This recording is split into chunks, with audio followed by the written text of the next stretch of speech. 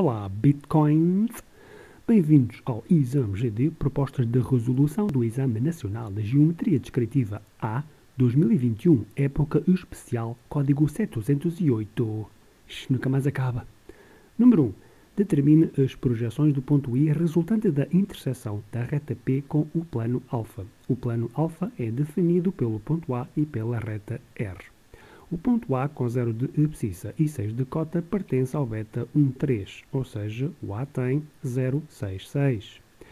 A reta R pertence ao plano bissetor beta 2,4 e interseta o eixo X num ponto M de abscissa 0, ou seja, M tem 0,00.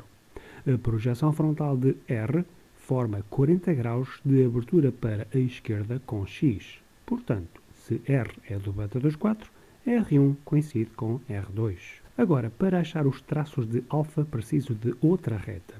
Escolhi uma reta H horizontal que passa no ponto A e é concorrente com R no ponto B, também do beta 2,4. Unindo B1 com A1, obtenho a projeção H1. O H de alfa terá de ser paralelo à projeção H1. A reta H tem também um traço frontal F. Por F2 vai passar F de alfa. E, curiosamente, F de alfa fica também paralelo a H1, ou seja, os traços de alfa são coincidentes. Agora, a reta P é perpendicular ao plano alfa e o seu traço frontal tem menos 5 de abscissa e 12 de cota. O afastamento tem de ser 0. Chamei-lhe F'. Por F'2 passa P2 a formar 90 graus com F de alfa. Por F'1 passa P1 a formar 90 graus com H de alfa. É uma interseção não direta. Vou usar o método geral. Pela reta P passei um plano delta vertical e vou intersetar delta com alfa. F de delta cruza F de alfa em F duas linhas.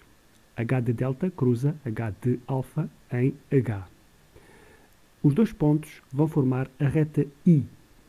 I1 fica coincidente com H de delta, porque é um plano vertical, e a projeção I2 resulta da junção de H2 com F duas linhas 2.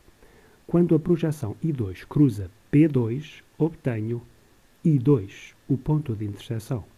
Daí desci linha de chamada até H de delta e obtive I1.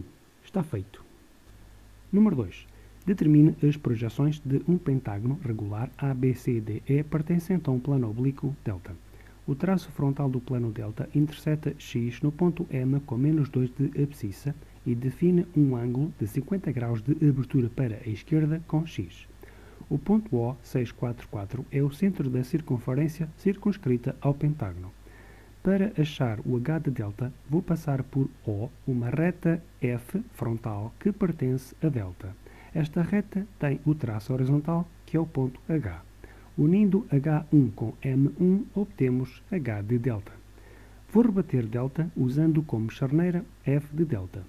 Por esse motivo, F de delta e M já estão rebatidos. Vou rebater o ponto H.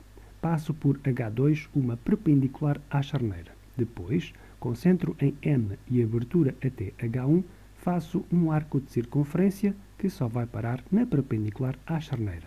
Lá está H rebatido. Unindo H rebatido com M rebatido, obtenho H de delta rebatido.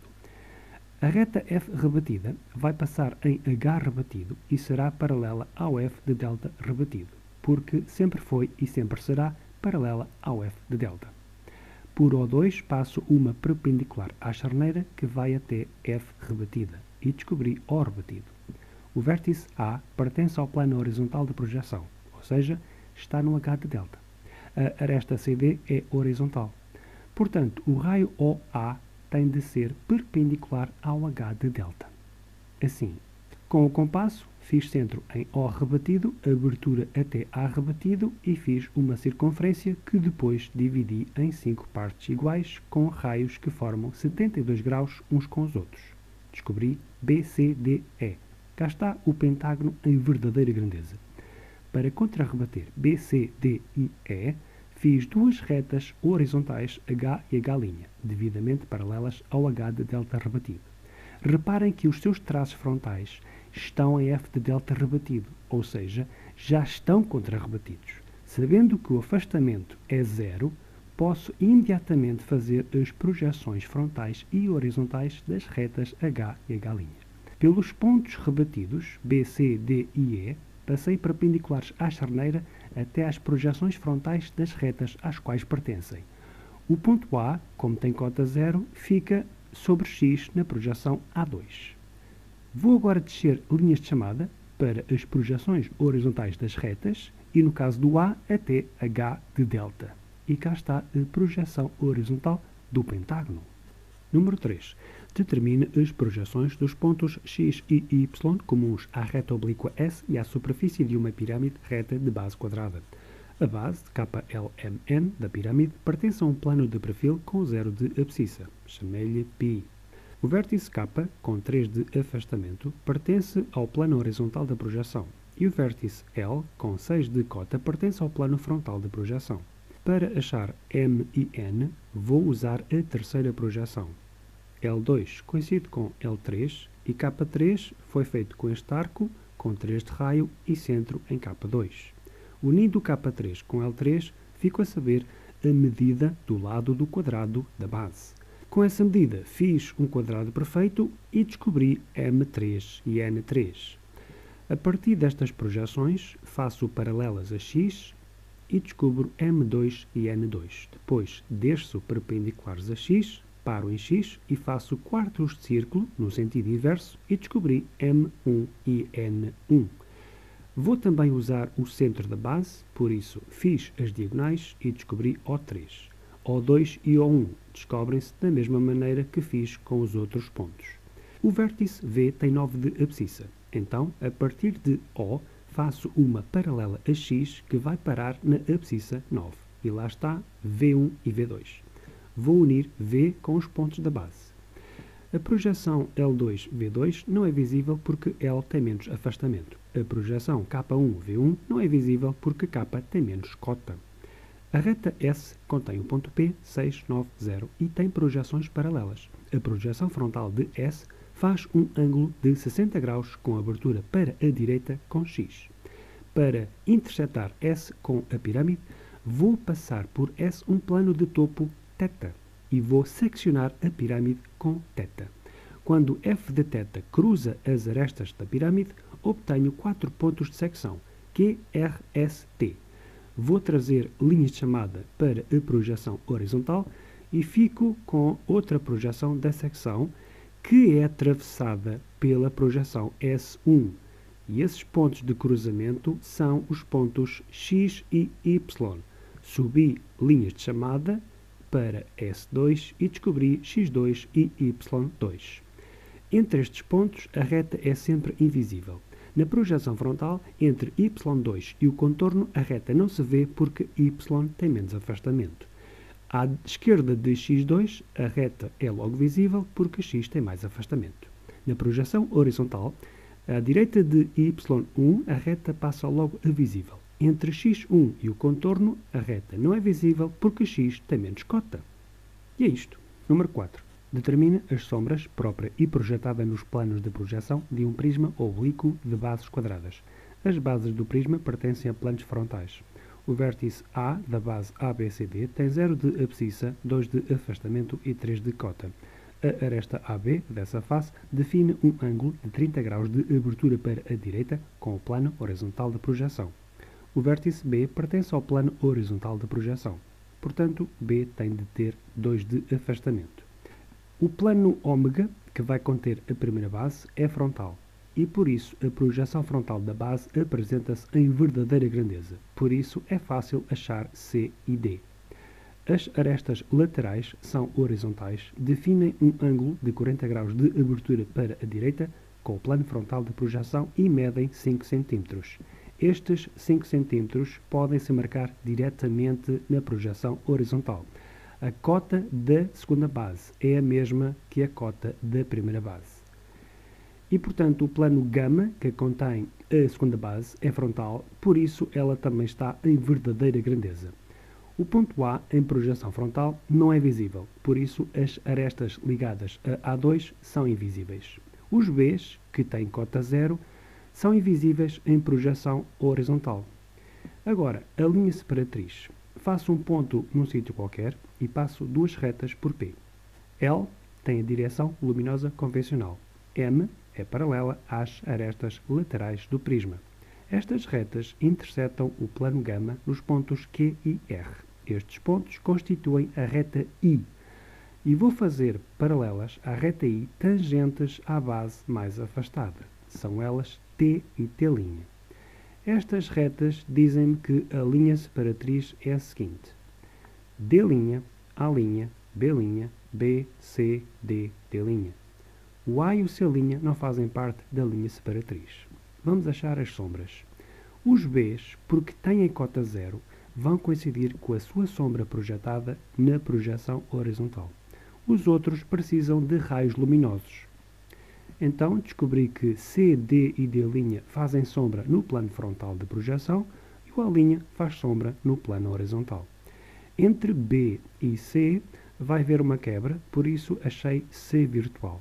Entre A' e D' também vai haver quebra, por isso achei A' virtual. Uni as sombras com as devidas quebras, depois assinalei as invisibilidades que o prisma provoca na sombra projetada e, finalmente, fiz a mancha da sombra projetada e manchei com sombra própria a única face em sombra própria que se vê, a face dos A's e dos D's. Todas as outras estão escondidas. Já está. Número 5. Represente em axonometria ortogonal uma forma tridimensional composta por dois prismas retos de bases triangulares regulares. O sistema é uma isometria. Por isso, as projeções dos eixos formam 120 graus umas com as outras.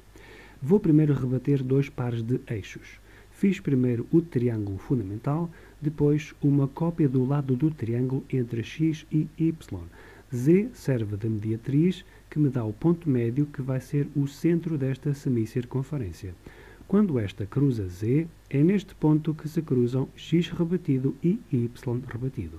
Depois faço uma cópia do lado do triângulo entre y e z.